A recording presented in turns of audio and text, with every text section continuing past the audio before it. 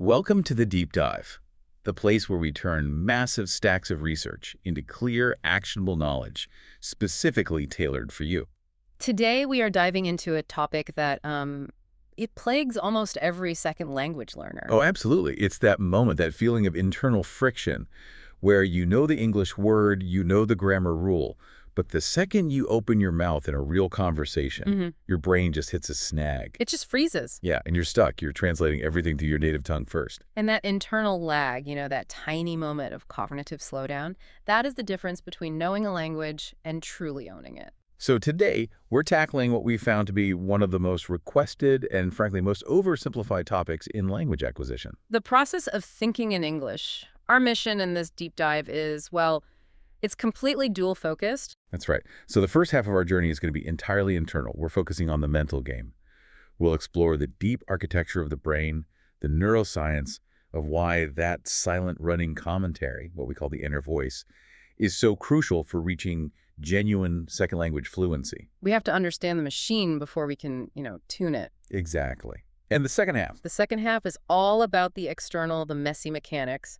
We have pulled together a really extensive, carefully selected list of high-frequency grammatical traps. And these are not random errors, right? Not at all. They are systematic pitfalls, often caused by direct L1 interference, the very habits that sabotage automatic, natural communication and keep you stuck firmly inside that translation trap.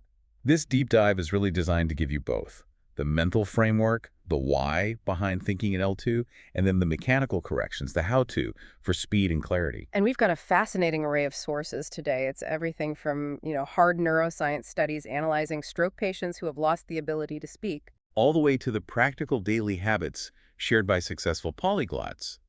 Those are the multilingual individuals who use several languages fluently. Plus, we have some deep cuts into linguistic research, specifically detailing how internal speech functions differently from external speech and what that actually means for your fluency journey. Okay, let's unpack this. Before we can even get into how to think in English, we have to tackle a much bigger question. It's philosophical, it's scientific. Do we even need language to think? Exactly. It seems like such an obvious question, but the answer determines everything we do next. It really does. But before we answer that, let's just anchor a few concepts. We'll be using some terms that are really core to our source material. Okay. For example, we'll talk about what it means to be conscious. We're referring to being mentally aware of and actively responding to one's surroundings, actions, and decisions. And when we talk about the hard science behind those functions, we are referencing the findings of neuroscientists, those specialized researchers who study the brain and the nervous system. Right, and their work on specific conditions, like aphasia, that's the loss of ability to understand or express speech, usually caused by brain damage. That's going to be critical to this discussion. And finally, the star of our mental game segment.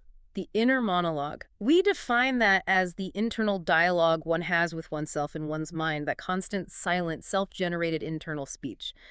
We absolutely need to understand how that works in your first language before we can even attempt to transition it to your second. All right, let's start with that foundational question. What exactly is thinking, and does it have to rely on language? Well, the sources immediately point out that there is no one simple, single definition. It's this incredibly complex process where we use our minds, our consciousness, to consider, analyze, evaluate, and generate ideas about the world. So thinking is really the umbrella term for all those high-level mental activities. Things like reasoning, problem-solving, making moral decisions. Long-term memory retrieval, all of it. And crucially, our sources draw a really important line between different types of thought. The conscious versus the unconscious split. Precisely. Thinking can be intensely conscious. It can demand great mental effort, like, say, writing a complex financial document or planning a multi-stage presentation. We're solving some highly abstract problem, right? Exactly. But it also includes unconscious thought, those rapid, instantaneous mental processes. Like responding instantly to a threat, or the natural cognitive process that regulates walking or breathing, or even just knowing where to put your foot next while you're hiking. Right. You are thinking, you're processing information, and you're reacting, but you aren't necessarily aware of the language of that thought. Historically, though, for centuries, the philosophical consensus leaned heavily the other way. Oh, absolutely. The idea was that language was the prerequisite for complex thought. Think back to the early 20th century. We know of Ludwig Wittgenstein's famous and really challenging idea that The limits of my language mean the limits of my world. And Bertrand Russell said something similar, I believe. He did. He believed that the primary function of language is to make possible thought, which could not exist without it.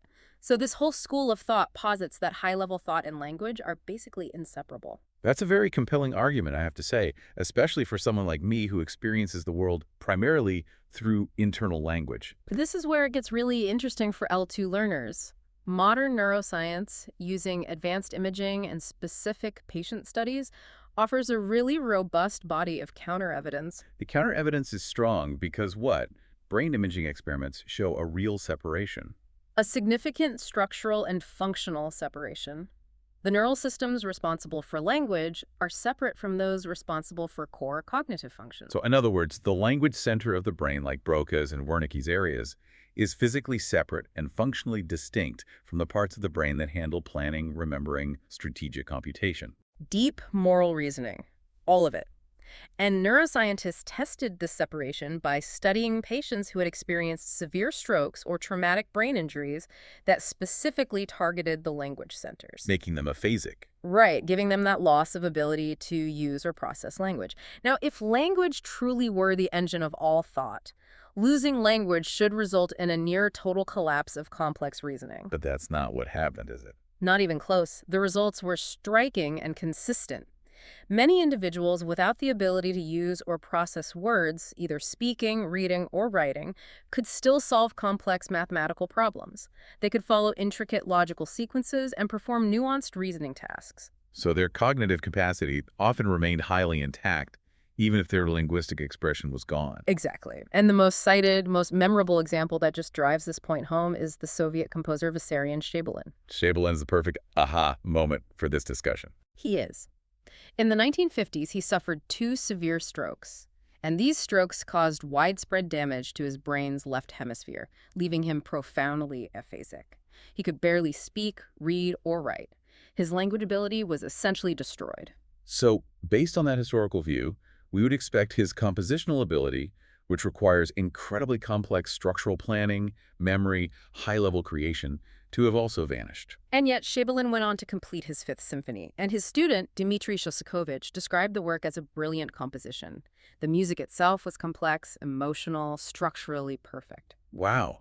So he retained his complex creative and strategic ability even after the system used for verbal communication had been severely damaged. It's definitive proof that the creation and execution of complex, structured thought can occur independently of and separate from the language system. So the ability to generate a structurally perfect symphony, or as some sources mentioned, to execute a strategic game plan in chess that exists outside the linguistic system. It does. It tells us the brain has powerful nonverbal ways of processing. However, there's a catch, isn't there? Absolutely. And that leads us to the crucial synthesis, as defined by researchers at MIT's McGovern Institute.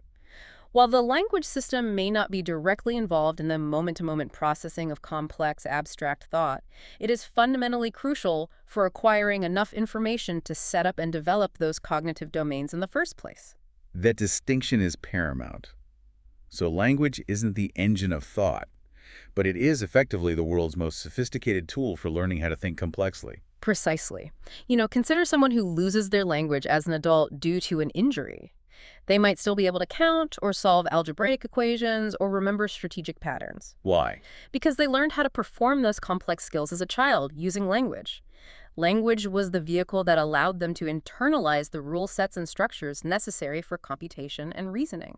So for many of us, language is just so deeply ingrained as a learning and processing tool that we feel incapable of thinking without it, especially when we're dealing with complex, abstract ideas.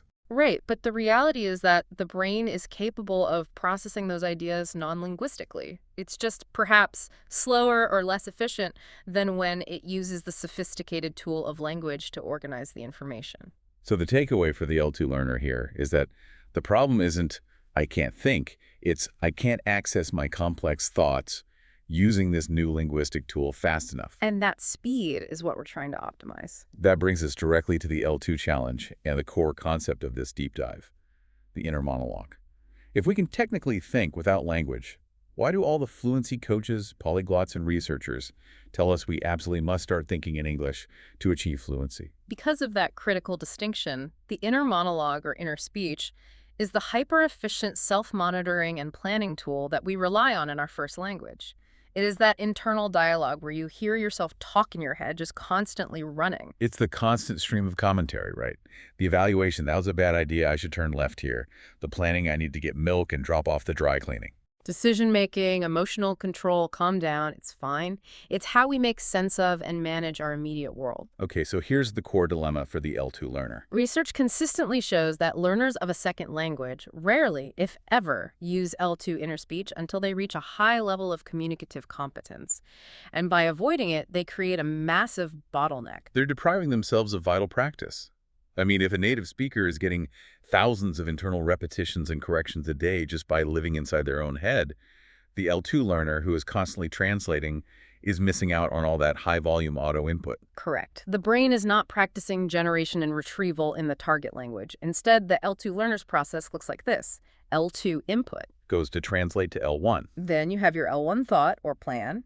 Then you translate back to L2. And finally, L2 output. That's 4 steps where the native speaker is doing, what, 1.5? Pretty much. L2 input, money L2, thought plan, and minus L2 output. The inner voice is the tool that allows the brain to skip those 2 L1 translation steps. But before we tackle the strategies, we have to address a really crucial nuance that the sources emphasized. The internal monologue. It's not universal. That is such a vital point. I know I, and probably many listeners, just assumed everyone had a constant verbal voice running in their head. Right. But that assumption is incorrect. And recognizing this is key to avoiding frustration. The variations are immense. Some people, for example, report no language at all in their thought process. They might be highly visual thinkers. So if they are thinking about their grocery list, they might not hear the words, "I need to buy milk." Exactly. Instead, they might see a clear, high-speed image of themselves grabbing the carton of milk, followed by an image of them driving home, and so on. Wow. Others report experiencing only feelings or kinesthetic sensations when thinking, a sense of urgency or calm, rather than specific linguistic labels. And what about those who are deaf? Deaf individuals often report using their language like American Sign Language, ASL, internally, but it might manifest as visualizing the signs or feeling the motor commands for the signs rather than hearing the words. So if you are a native speaker of, say, Polish, and you primarily visualize thoughts, then actively trying to force yourself to hear full English sentences when thinking is probably unrealistic. It's impossible, and it's certainly stressful. It creates cognitive dissonance. Your core thinking system is visual, and you're trying to layer a mandatory auditory system on top of it. This is why polyglots caution against forcing it. Right. You need to develop your L2 skills until the language naturally becomes a functional tool for your existing internal thought process, whether that process is primarily verbal, visual, or sensory. Okay, let's focus on those who do have a verbal inner monologue, because the research on the nature of this L1 inner voice, its restricted code, is fascinating, and it directly informs how we should approach L2 practice. It does. What makes it so efficient? This is where we see the brain's principle of economy in action. Research shows the inner voice is incredibly fast, up to 10 times faster than outer external speech. Wow, 10 times. It can cover ground in milliseconds that would take seconds to articulate. So we can rehearse an entire complex argument internally in the time it takes someone else to say, "Hold on, let me think." And linguistically, it's narrow and simple. Utterances are often incomplete or elliptical. They are not full, grammatically perfect sentences. Can you give an example of that? Sure. So instead of thinking, I should probably stop what I am doing now because it is already 5 p.m. and I have another appointment, your inner voice might simply run, stop, 5, other thing. It's just the minimum required for immediate self-comprehension. Yeah. Not for external communication. Precisely. It's also highly egocentric, meaning it doesn't worry about clarity for others. It doesn't care about false starts, repetitions, or grammatical inconsistencies because it is coherent only to you. It relies heavily on immediate sensory imagery, memory, and context to fill in the gaps. That explains so much. It explains why L2 learners who try to translate this fast elliptical code into external speech end up slowing down massively. Because they're forced to stop and impose grammar, subject-verb agreement, and full sentence structure onto a thought that never had it in the first place. They are trying to convert an extremely vague and implicit mental note into a complex external delivery. And the effort of translation just crushes their real-time fluency. Exactly. And the inner voice plays a crucial role not just in speaking, but in comprehension, even when we are reading silently. This is the concept of subvocalization. The inner ear, This is often misunderstood, especially by speed reading enthusiasts. It is often misunderstood and often wrongly advised against. Here's the mechanism. When you read silently, the graphic images on the page, the written words, must be converted into auditory images in the brain using the inner voice.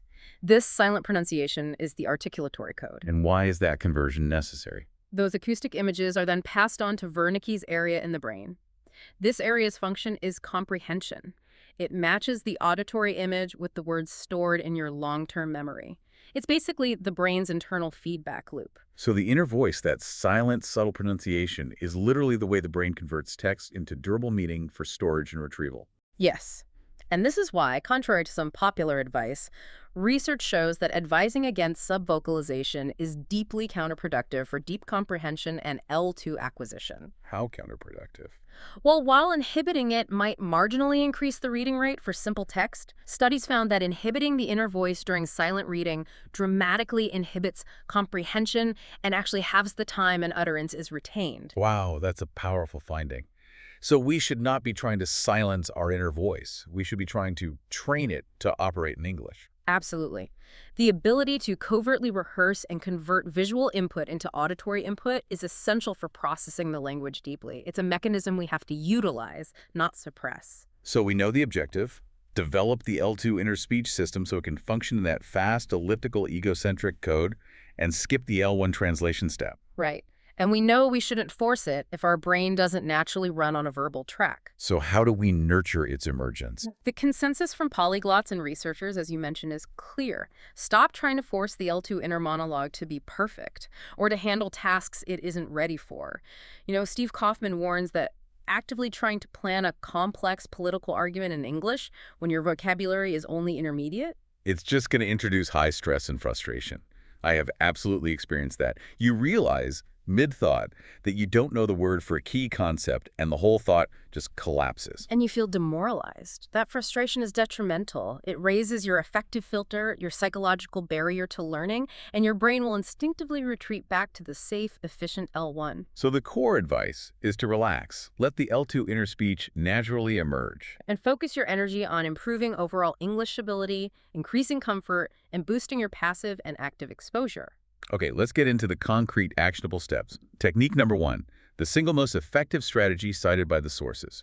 Narrate your life. This is all about consciously initiating a private voice that speaks only in English, and you're specifically tying simple, mundane, real-world actions directly to English words. This builds those new direct pathways, bypassing that L1 translation step entirely. And the key here is starting simple, right? When you wake up, instead of thinking, I am tired, in your native language, you actively switch. Tired, need coffee. Exactly. When cooking, don't worry about complex instructions, just focus on actions. Cutting onion, pan is hot, add salt. That is so crucial. The goal is to start generating that elliptical L2 restricted code. Right. Don't worry if it sounds like me go store initially. That simple internal utterance is training your brain to associate the immediate physical action going with the English verb go. The grammar will layer on later. The habit of thinking the word is what matters most. You are literally turning your daily life into a running L2 documentary. You are. Technique 2 focuses on vocabulary mastery, understanding, not mere memorization. Yes. If you simply memorize 100 flashcards, those words are just data points. They are disconnected. They exist only in short-term memory. Fluency isn't measured by the quantity of words you know. It's measured by the speed and quality of word retrieval. We need to give those words anchors so they can pop up instantly when we need them. Exactly. So instead of trying to learn 100 random words, choose 10 high-value words. And for each one, use it in your own sentence, connecting it to a memory, a personal story, or a true fact about your life. This creates a really strong memory hook. So, for example, instead of just defining the word gregarious as sociable, you generate the personal sentence. My brother is very gregarious, but I am extremely shy. That personal connection helps you own it. Now, when you need the concept of sociability, that word, gregarious, is anchored to a strong memory, your brother, and a strong emotion, your shyness, ensuring the word surfaces faster than a random flashcard definition would. Technique 3 is the essential barrier mechanism. Close the translation leak. This means using English-to-English dictionaries exclusively. This is such a powerful step that forces the brain to remain in the L2 environment. When you encounter a new English word, looking up the L1 translation is a mental leak. It's a permission slip to revert to your native language for comprehension. But if you use an English-only dictionary like Cambridge, Oxford, Merriam-Webster, and you look up exhausted, The dictionary gives you extremely tired. You are forced to understand the new word through two other English words you already know.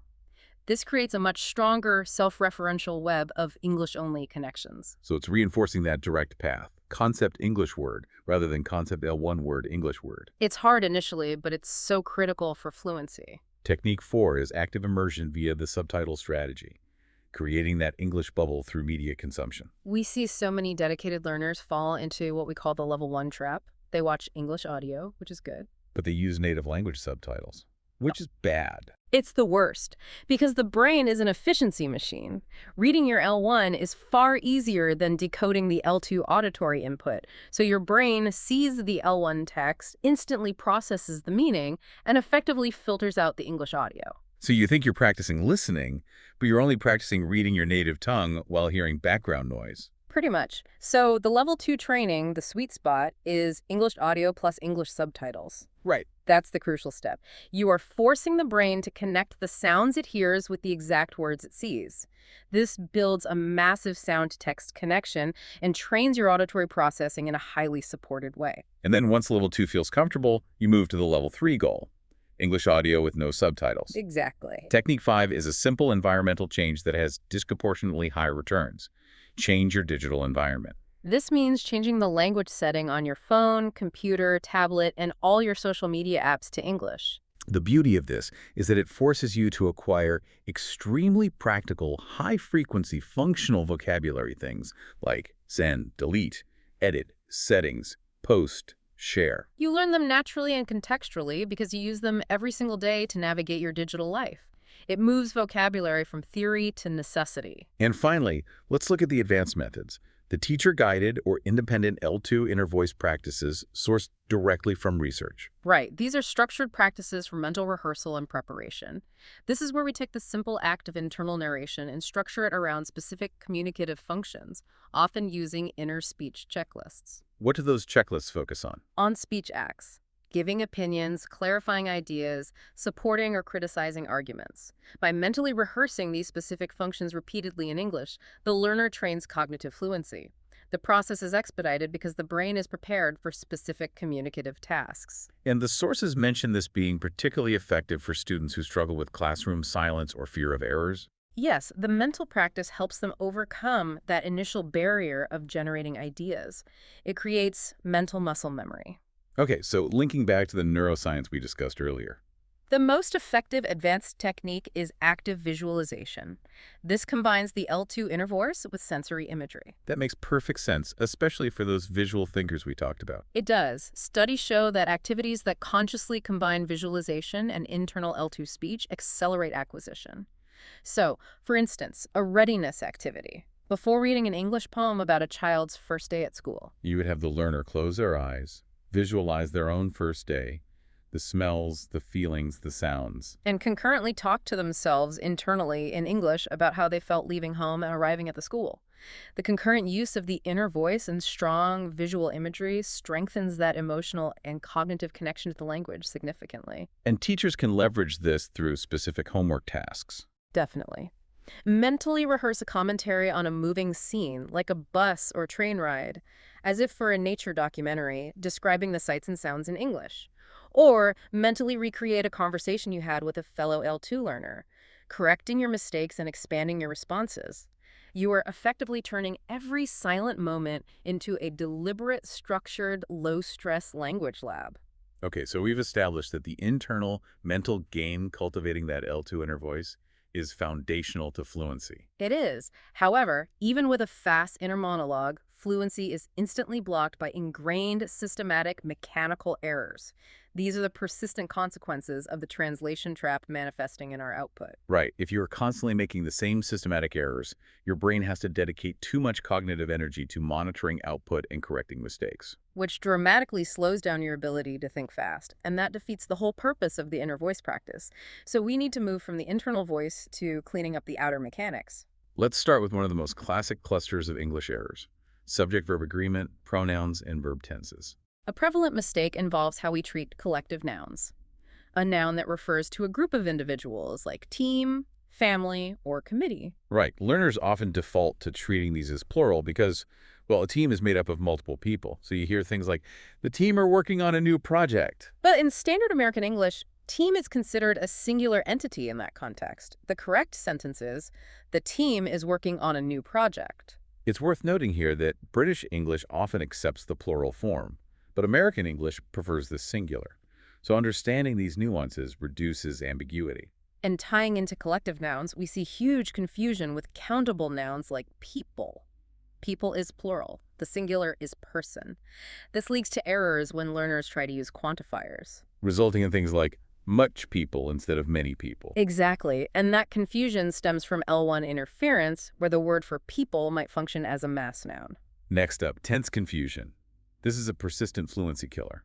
One of the most common errors is using the present perfect for finished past actions when a specific, definite timestamp is provided. Oh, this is the classic translation trap. Someone says, I have visited Paris last summer. The listener immediately hears the cognitive friction. Because last summer grounds the action at a specific, finished point in time. The present perfect implies a connection to the present or an unspecified past time. Precisely. The action is fully contained in the past, so the correct tense is the simple past. I visited Paris last summer. The present perfect is reserved for actions without a specified time, like, I have visited Paris, so I know the city. Or for actions that started in the past and continue to the present. Okay, and the universal error when using the past tense negation, the negative tense rule with didn't. This is a fundamental rule that gets broken constantly due to L1 structure. When using the negative past tense with didn't or did not, you must always use the base form of the verb. Right, no matter how irregular the verb is. But the common error is, I didn't went to the market yesterday. It should be, I didn't go to the market yesterday. Once you put the past tense marker on do to make it did, the main verb reverts to its simplest base form. If you can internalize that simple rule, you eliminate an entire category of error. And furthermore, L1 interference causes massive problems with pronouns, especially he and she, and the omission of the third-person singular as. Right. In many languages, gendered pronouns are either not used or are implicit, and that third-person singular verb conjugation is omitted entirely. So the learner translates the thought directly from their L1 structure, and we hear, he work in a bank, instead of he works in a bank. That tiny s is incredibly difficult for many learners to remember because it simply doesn't exist as a necessary grammatical marker in their native structure. And that tiny s is a perfect example of how a small mechanical fix can have a huge impact. Getting it right reduces the listener's immediate need to mentally correct your grammar, which frees up cognitive resources for both of you. Okay, moving to our second category. The directional exchange trap between borrow and lend. This pair is constantly confused. Because they both involve the temporary transfer of an item. The confusion usually manifests as the inverse of the intended meaning. So, if a learner needs money, they might ask, can you borrow me some money? Which means, can you take money from me? The opposite of what they intend. Correct. The rule is simple. You lend something to someone. You are the giver. You temporarily give it. You borrow something from someone. You are the receiver. You temporarily take it. So the correct phrase is, can you lend me some money? If I'm the person doing the giving, the action is lending. If I am the person receiving, the action is borrowing. And don't forget the past tense. When you are the giver in the past, the verb is lent. I lent him my book yesterday. The receiver borrowed it. Mastering this pair of directional verbs instantly clarifies context. The third category is a huge source of L1 interference confusion across multiple language families. Make versus do. The distinction between action versus creation. This is an entirely idiomatic distinction that English speakers learn intuitively, but for L2 learners, it's a direct translation landmine because many L1s use a single verb for both concepts. So what's the fundamental rule? Use make for creating, producing, or constructing something, whether it's concrete or abstract. Concrete creations are easy. Make a cake, make dinner. But what about abstract concepts? That's the trap. You make a decision, you make a phone call, you make a promise, or even make a mistake. Notice that a mistake is something you generate or create, so it uses make. What about do? Do is typically reserved for tasks, activities, or general obligations that don't involve tangible production. So do homework, do the dishes, do exercise, do a project. And the frequent error is, I made my homework yesterday. When it should be, I did my homework yesterday, because homework is a task, an obligation, not a creation in the sense of building something new. Honestly, the fastest route to eliminating this friction is to spend time internalizing the common collocations, the common phrases that use make and do. Our final category in this section deals with directional movement, similar to borrow-lend, but applied to transport. Bring versus take. This relies entirely on the speaker's perspective. And what confuses learners is that in many L1s, the verbs for carrying or moving an object are neutral. They don't rely on the destination relative to the speaker. So what's the core rule in English? Bring is movement toward the speaker or the location of the speaker. Take is movement away from the speaker or the location. So if you were already at the office and asked me to bring the document, You would say, please bring the documents to me at the office. I am moving the documents toward your location. If I were leaving the office and moving the documents away from you, I would take them. I will take the book to my friend's house. so the context, whether the object is coming closer to or moving further away from the established point of reference, is the deciding factor. It is. And remember, the irregular past tense of bring is brought. Not, I bring the lunch yesterday, but I brought the lunch yesterday. These pairs of words, borrow, lend, make do, bring, take, are linguistic high-friction points that, when fixed, create instantaneous fluency improvements. Okay, we are moving into the subtler yet equally pervasive translation traps. These are often small words that change the entire cognitive meaning. We start with one of the most persistent errors: since versus for. This error is highly pervasive because many L1 structures use a single preposition or particle to denote both duration and starting point. So the learner's brain just randomly selects the English word that feels close enough. This issue comes up constantly when learners use the present perfect continuous tense, right? I have been working. Yes, the rule is precise. Since is used for a specific point in time, a defined starting point. This could be since 2020, since last summer, since Monday, or since I was a child. And for. For is used for a duration or period of time, the measurable length of time something has been happening, like for 5 years, for 3 weeks, or for 2 months. And the typical error resulting from that L1 interference is mixing them up. I've been living here since 5 years. Incorrect. It should be, I've been living here for 5 years, because 5 years is the duration. If the learner wants to use since, they must provide a specific point. I've been living here since 2018.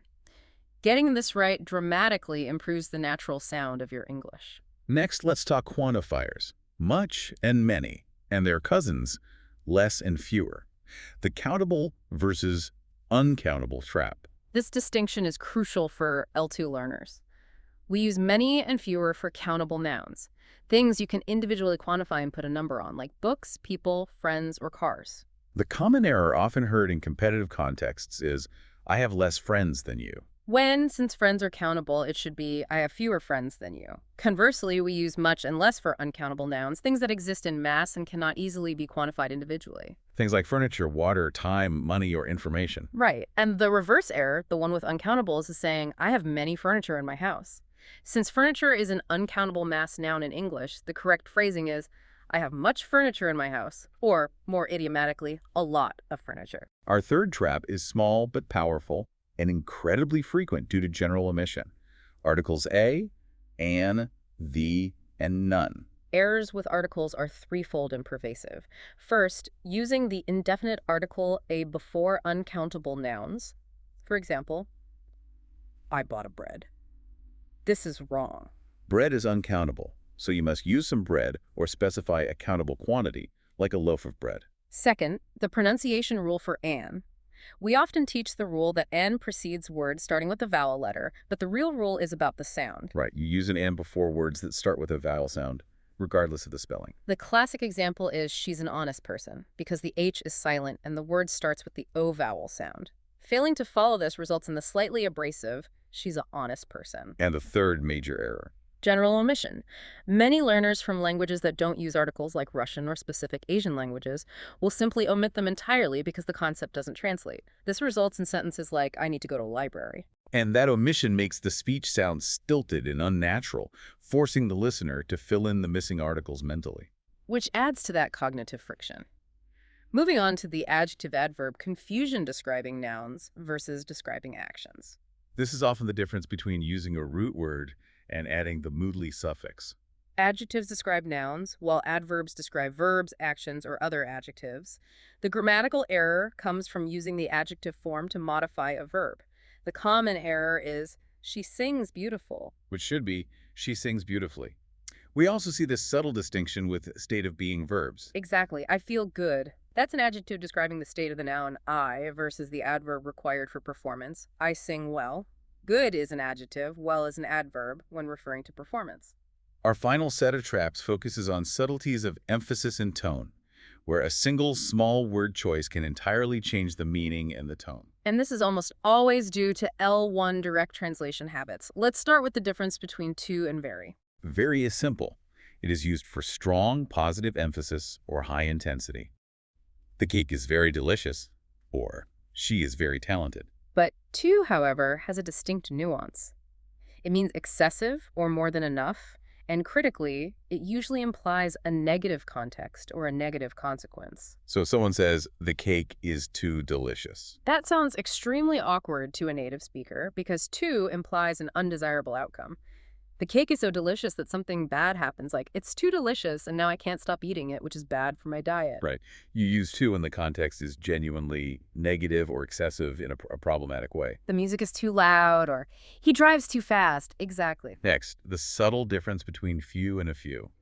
Another critical distinction regarding tone. This is all about connotation. Few without the article carries a negative restrictive meaning. It suggests a number that is smaller than expected or fewer than you would like. So if you say, I have few friends in this city, the tone is sad or slightly discouraging. Whereas a few with the article means a small but positive number, some. It signals an acceptable quantity. I have a few friends in this city suggests you are content with the number.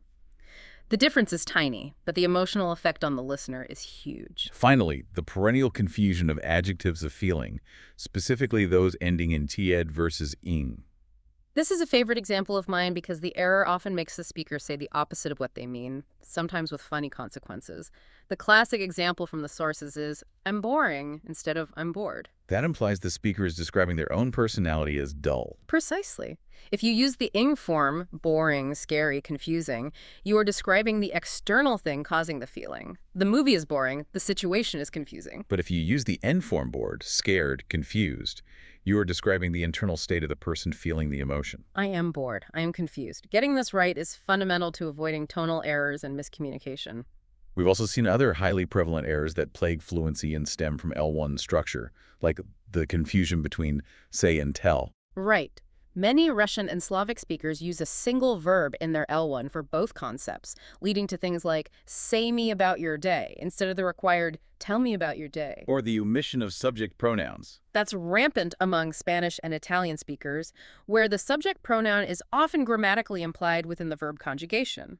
A learner might say, go to the store, instead of I go to the store, because their L1 allows the first verb form to imply the subject.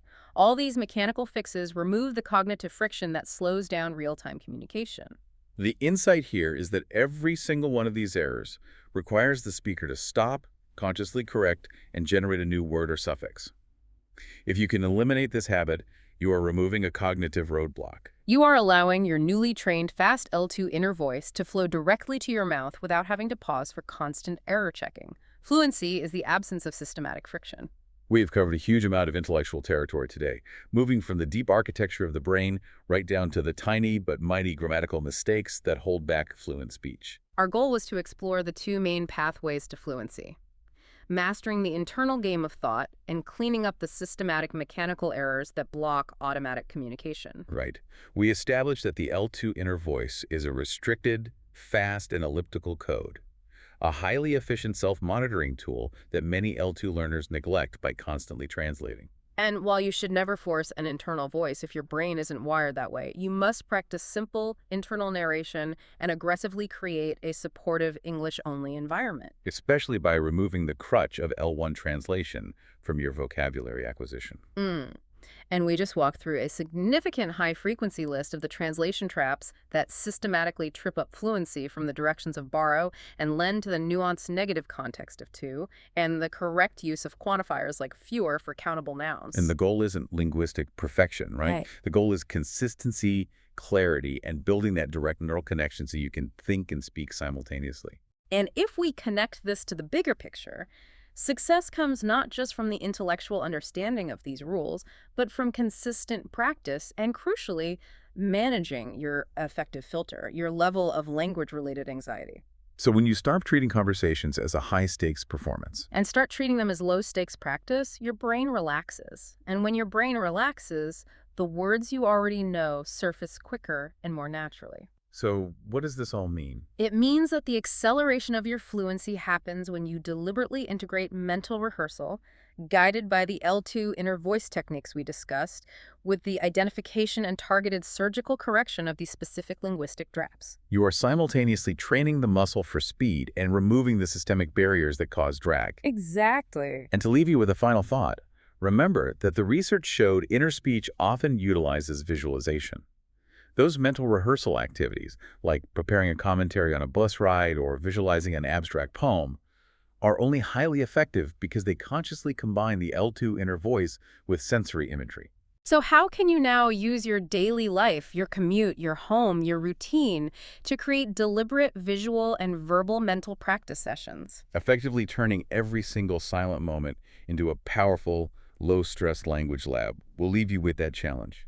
Until next time, keep learning, keep practicing those direct connections, and keep building those powerful neural pathways.